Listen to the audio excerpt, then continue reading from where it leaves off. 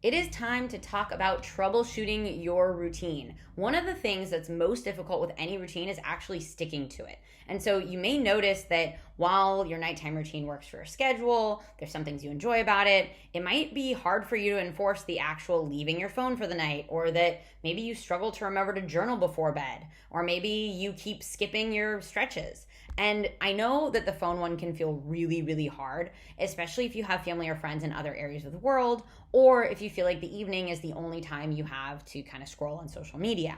And so, first thing that can be really helpful is to set boundaries with the people in your life. And that can be so simple as just communicating with them when you'll be responding to their messages or when you'll be checking your phone. It's really common to get this feeling of, I'm missing out. Or I'm letting people down if you're not responding to them when they're used to it. But if you communicate that, it can make things a lot easier to actually uphold the boundary that you've set with yourself. Another thing that I find really helpful as someone that, tends to scroll on social media is to set downtime. And so that is something I believe both iPhone and Android has it, where you can actually set limits on the time that you use on apps. So they shut down at a certain time of night and turn back on at a certain time in the morning. And it makes it just a little bit more difficult for you to continue using your phone after a certain time of night. Another thing that's really helpful is to buy an alarm clock that isn't your phone. So that way you can actually feel a bit better about leaving your phone outside of your bedroom. So you no longer are that person that has your phone right here up until the moment that you fall asleep. And that's something that once you take your charger and put it elsewhere can be a lot easier to stick to.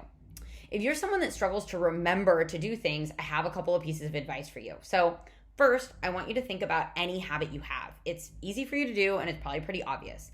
I'll give you an example. For me, I know that if I have my supplements in a place where I see them when I'm drinking my water in the morning, I'm going to take them. If I put them in a cabinet or put them somewhere where I don't see them, it's a little bit harder for me to do and way less obvious, and it's a lot less likely that I'm going to do it.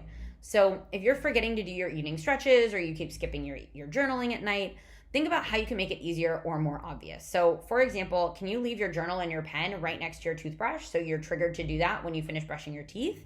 Can you habit stack laying out your yoga mat on top of maybe making your bed in the morning so that your yoga mat is ready for you to do your stretches after you put on your PJs and before you get into your bed? And another way, we talked about a little bit of this just now, but if you need a refresher on habit stacking, pause this video and go back through that series. Looking at how you can stack parts of your bedtime routine onto existing habits can really change things as far as keeping up with the routine itself. And another one that happens a lot is this sort of like revenge bedtime procrastination. You keep sabotaging yourself. You keep going to bed later than planned, even though you know your routine is helpful. You just keep pushing that bedtime back. And so there's a couple things we want to look at. So how can you build in a little bit of downtime for your mind during the day? Because you may be noticing that you're go, go, go all day long, and that nighttime is really the only time where you can sort of relax.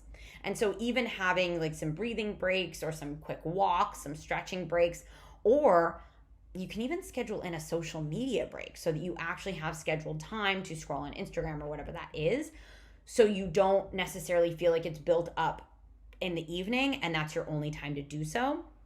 Or how can you make parts of your nighttime routine a bit more enticing? For example, something like just buying PJs that you're really excited to put on, or having a book that you are really excited to start reading can be really helpful to help you stick to those routines.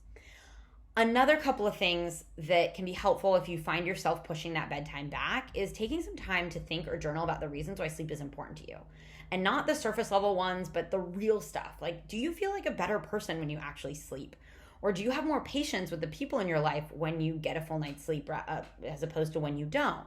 And so you can also start making your mornings more pleasurable. If you're dreading getting in bed because you hate the morning, can you start prepping a delicious breakfast that makes your morning a little bit easier? Or do you have a podcast that you're excited to listen to when you get ready for work? If you dread the mornings, it makes a lot of sense why you won't want to get into bed. Just remember this, when you're troubleshooting your sleep routine, you want to make sure that your habits are truly effective habits for you.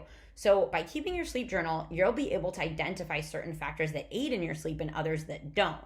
So there may be some habits that really aren't contributing to better sleep.